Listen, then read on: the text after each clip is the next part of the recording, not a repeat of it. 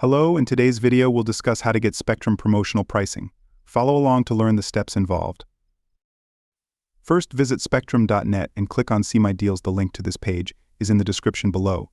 This will redirect you to Spectrum's Deals and Promotions page, where you can find the current offers available from Spectrum. Alternatively, you can use comparison sites like cabletv.com to compare Spectrum's current deals with those from other competitors. A link to this site is also provided in the description.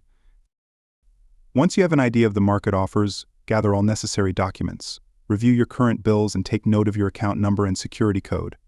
Additionally, note any case numbers from previous disputes, as well as the prices from competing ISPs in your neighborhood.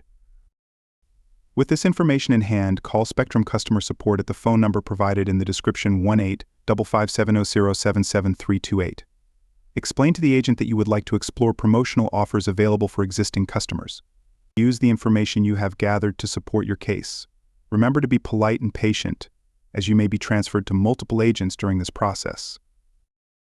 The customer support agent may offer you a discount if it is available. If they do, accept the deal. And there you have it. That's how to get Spectrum promotional pricing. If you found this video helpful, please like and subscribe.